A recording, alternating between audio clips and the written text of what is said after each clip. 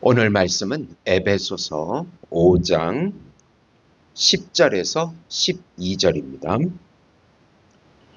주를 기쁘시게 할 것이 무엇인가 시험하여 보라.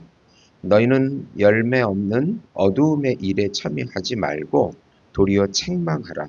그들이 은밀히 행하는 것들은 말하기도 부끄러운 것들이라. 아멘.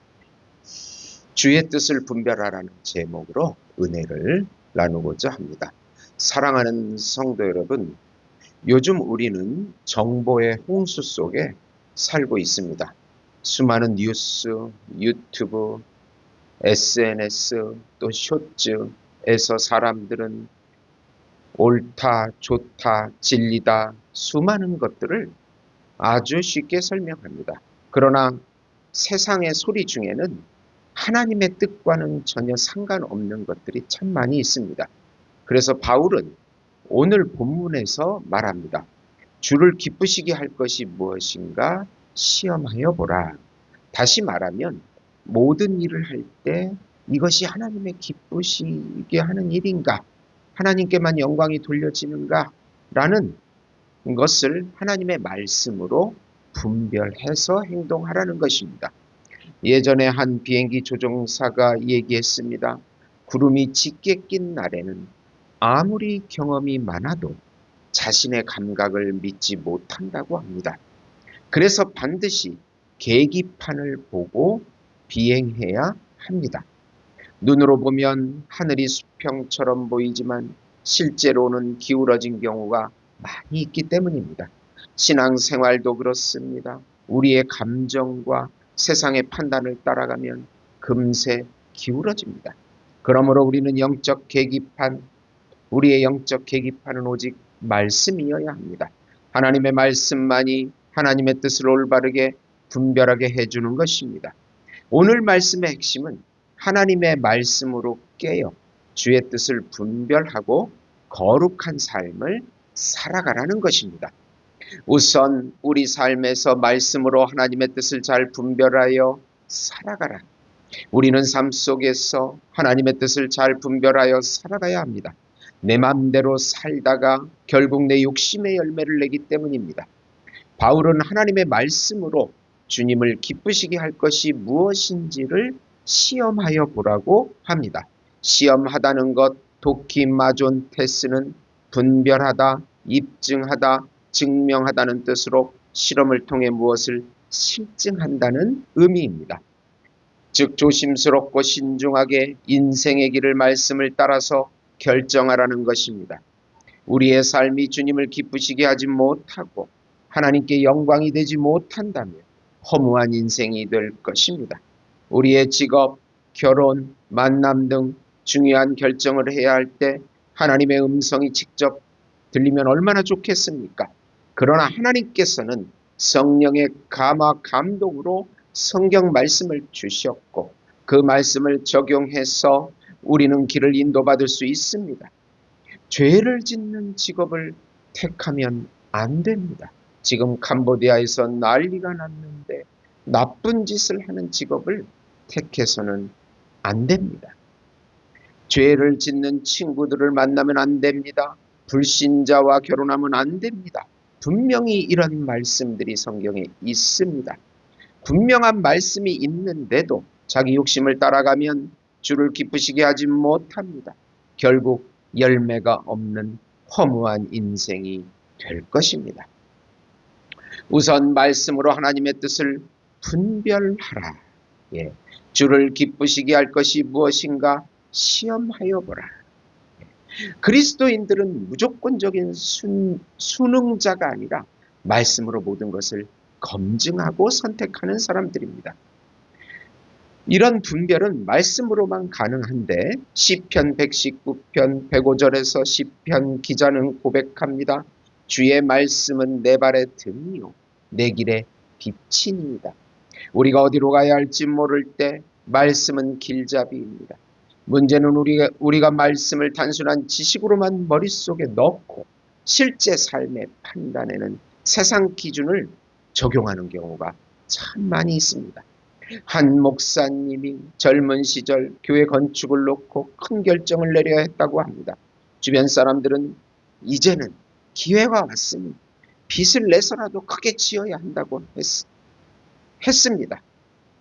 그러나 그분은 밤새 말씀을 붙잡고 기도했습니다. 그리고 마음에 평안이 오지 않자 그 건축을 멈추었습니다. 그런데 몇 달 후에 IMF가 터졌고 만약 그때 지었다면 교회는 감당할 수 없는 빚에 허덕였을 것입니다. 그는 그 일을 회상하며 이렇게 말했습니다. 말씀과 기도로 하나님의 뜻을 분별하는 일은 시간이 걸리지만 실수는 막아줍니다.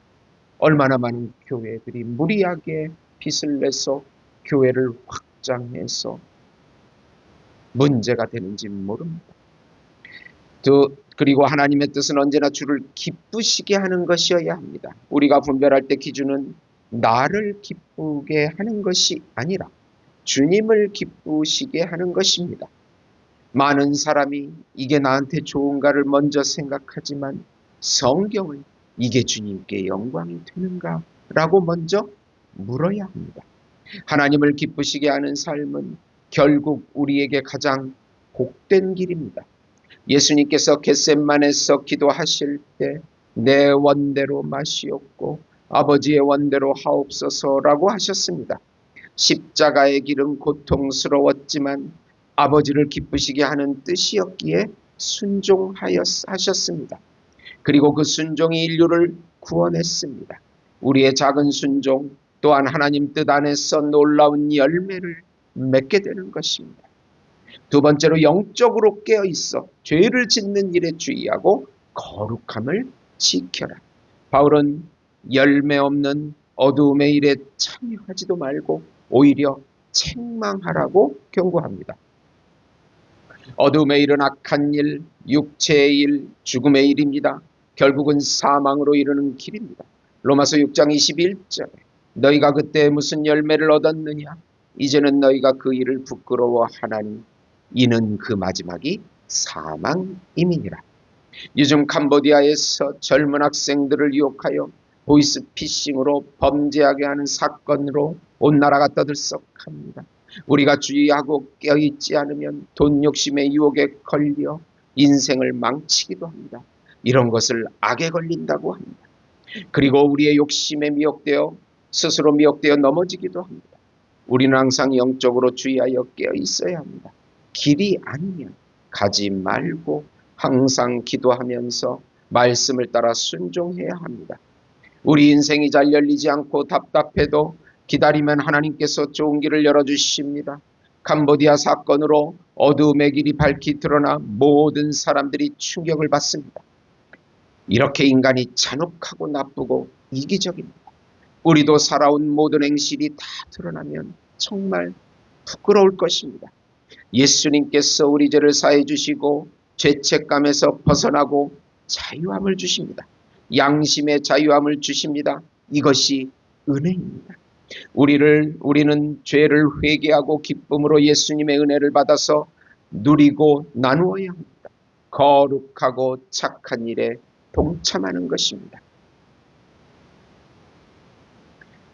열매 없는 어두운 일에 참여하지 말고 도리어 책망하라. 이 참여하지 말라는 것은 단순히 죄를 짓지 말라는 것 이상을 의미합니다. 죄의 분위기와 가치관에도 동조하지 말라는 뜻입니다. 오늘날 신앙의 위기는 공공연한 죄보다 조용히 타협하는 죄에서 옵니다. 예를 들어 직장에서 부정한 일에 대해 다 그렇게 해요 라고 말을 듣고 그냥 넘어가는 것, 학교나 사회에서 음란과 폭력이 담긴 콘텐츠를 아무렇지 않게 소비하는 것, 이 모든 것이 어두움의 일에 참여하는 모습입니다. 한 미국의 유명한 가스펠 가수가 있었습니다. 그는 세상 음악계에서 러브콜을 받았지만 노래 가사에 불순한 내용이 들어가 있기 때문에 거절했습니다. 그때 그는 이렇게 말했습니다. 돈은 나를 살릴 수 없지만 거룩함은 내 영혼을 살린다. 이는 하나님 앞에서 타협하지 않았습니다. 그의 결단은 세상에서는 손해 같았지만 결국 수많은 젊은이들이 그의 신앙에 감동받아 하나님께로 돌아왔습니다. 바울은 오히려 책망하라고 말합니다. 이것은 정죄의 말이 아니라 사랑의 경고입니다. 하나님은 우리가 세상의 어두움에 침묵하는 것을 원하지 않으십니다. 예수님께서도 죄인들과 함께 하셨지만 죄에 대해서는 침묵하지 않으셨습니다. 진정한 사랑은 잘못된 길에서 돌아오게 하는 것입니다. 예를 들어 아이가 불길 속에서 들어가려 할 때 괜찮아, 내 마음대로 해 라고 말하는 것은 사랑이 아닙니다. 사랑은 안 돼, 거기는 위험해 라고 외치는 것입니다. 우리의 신앙도 그렇습니다. 사랑으로 죄를 경고하고 회개로 이끄는 것이 거룩을 지키는 참된 모습입니다.